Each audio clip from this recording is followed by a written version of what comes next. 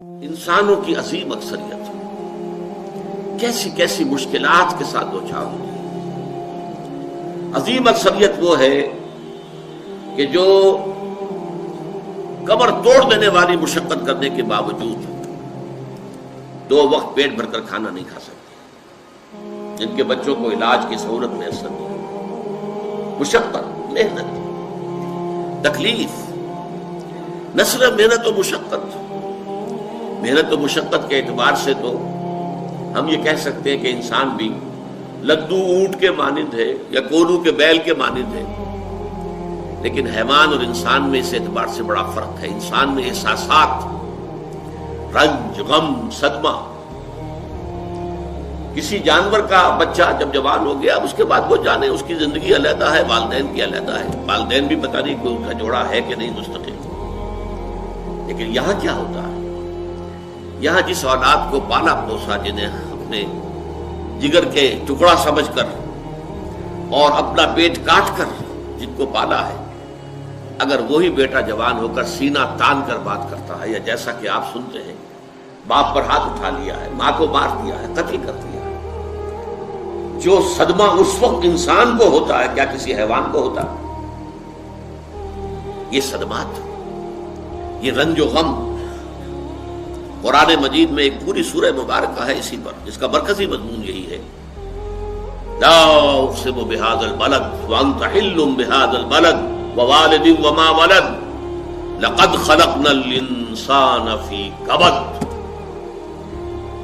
میں جو ابتدائی قسمیں ہیں ان کو اس وقت تشریح نہیں کروں گا، اس لیے کہ وہ ہمارا اس وقت کا موضوع نہیں ہے۔ جس پر قسمیں کھائیں اللہ نے 3، لا اقسم بهذا البلد وانت حل بهذا البلد ووالد وما ولد، 3 قسمیں کھا کر بات کیا کہی؟ ہم نے انسان کو محنت اور مشقت ہی میں پیدا کیا ہے۔ محنت اور مشقت ہر انسان کا مقدر ہے۔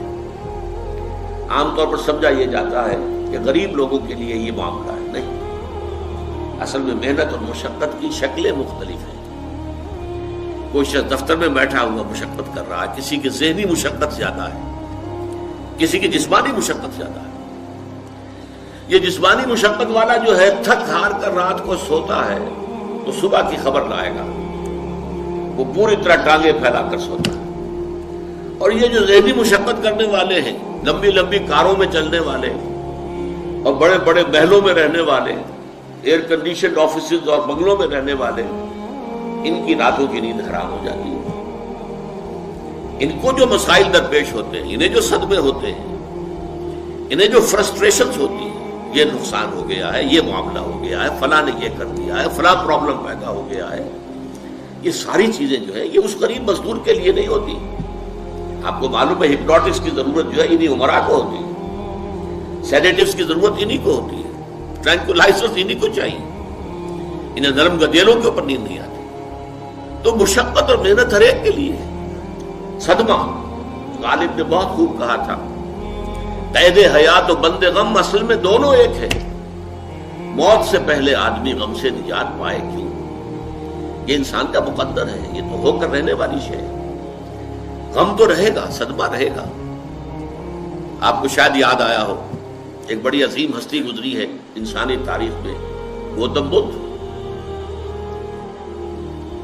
کپل وستو کا شہزادہ، at the prime of his youth, 30 برس کی عمر، اس نے مشاہدہ کیا لوگوں کو، لوگ دکھوں میں ہیں، لوگوں کے لیے مصیبتیں ہیں، لوگوں کے لیے تکلیفیں ہیں۔ ایک اندھا آدمی دیکھا اس نے چلتا ہوا جو ٹھوکر کھا کے گرا اس کے نگاہوں کے سامنے۔ اس نے سوچا یہ کیا ہو رہا ہے، کیوں ہے یہ اندھا کیوں ہے؟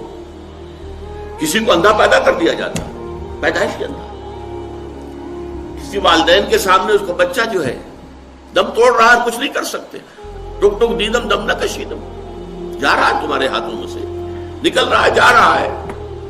قرآن مجید میں بھی سورہ واقعہ میں قسم کھائی گئی ہے، فلولا ان کنتم غیر مدینین ترجعونها ان کنتم صادقین، واپس لے سکتے ہو تو لے لو، موت کے پنجے سے چھڑا لو اگر تمہارے اندر کوئی طاقت ہے۔ نہیں، جا رہا ہے، رو رہے ہیں۔ یہی وجہ ہے کہ پھر وہ اس فکر میں یہ دکھ کیوں ہے انسان کا مقدر، اس کا سبب تلاش کرنے کے لیے پھر اس سے نکلنے کا راستہ کیا ہے۔ اس سے نجات کیسے ہوگی؟ نروان کیسے ملے گا؟ اور آپ کو معلوم ہے 30 برس کی عمر میں جوانی کا دور، جوان بیوی کو رات کو سوتے ہوئے چھوڑ کر گیا ہے، شیرخوار بچہ چھوڑ کر گیا، محل چھوڑ کر جا کر خاک چھانی ہے، کہاں کہاں پھرا ہے، کن کن رشیوں منیوں کی خدمتیں کی ہیں، کہاں کہاں گیا ہے، کتنا وقت لگایا ہے، کن کن جنگلات جو ہے اس کے خاک چھانی ہے اس نے۔ بہرحال اسے کیا ملا کیا نہیں ملا یہ میں اس سے بحث نہیں کرتا، اس لیے کہ ظاہر بات ہے کہ وہ حضرت مسیح علیہ السلام سے بھی قبل کی شخصیت ہے، اور اکثر لوگوں کی تعلیمات بگڑ گئی ہیں۔ حضرت مسیح علیہ السلام کی تعلیمات اگر قرآن مجید ہمیں نہ بتائے تو ہمیں کیسے معلوم ہو کہ ان کی اصل تعلیم کیا تھی؟ عیسائی جس مسیح کو ماننے والے ہیں اس مسیح کو تو ہم نہیں مانتے، اللہ کا بیٹا تو ہم نہیں مانتے، لیکن اگر قرآن مجید واضح نہ کرتا تو ہمیں کیسے معلوم ہوگا؟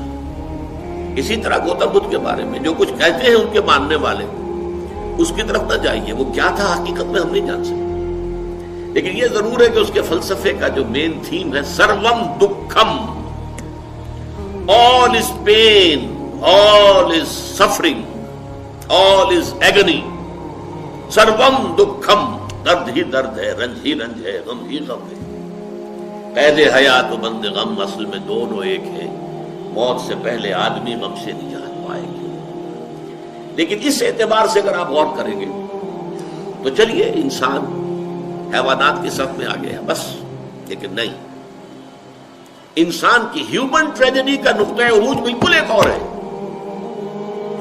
مرنے کے بعد پھر اٹھایا جائے گا، پھر جواب طلبی ہوگی، کیا کرتے رہے زندگی بھر؟ تم نے حقیقت کو پہچاننے کی کوشش کی؟ تم نے حق پر چلنے کی کوشش کی؟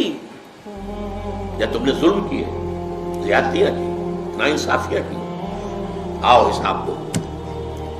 حیوان سے یہ محاسبہ نہیں ہے، نباتات اور حیوانات اس سے بری، انسان ہے۔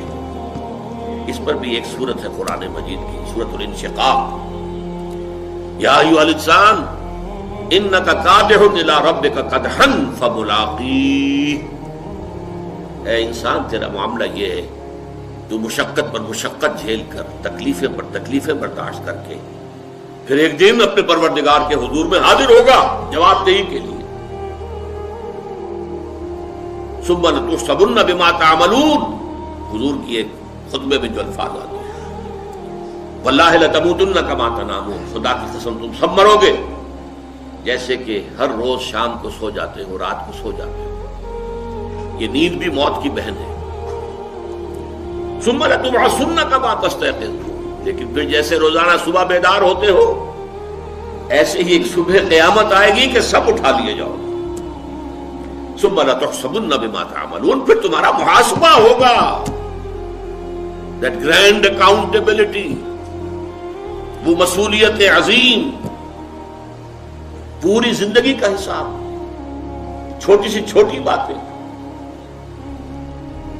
وَمَنْ يَعْمَلْ مِثْقَالَ ذَرَّةٍ خَيْرًا يَرَهُ وَمَنْ يَعْمَلْ مِثْقَالَ ذَرَّةٍ شَرًّا يَرَهُ، ذرے کی ہم وزن نیکی ہوگی وہ بھی سامنے پاؤ گے، اور ذرے کی ہم وزن بدی ہوگی وہ بھی سامنے پاؤ گے۔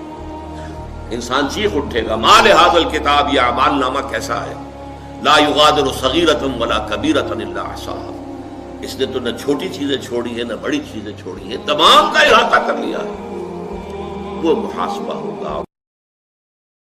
چڑھ دے سورج ڈھل دے ویکھے،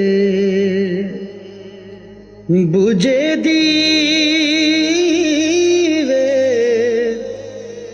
بل دے ویکھے،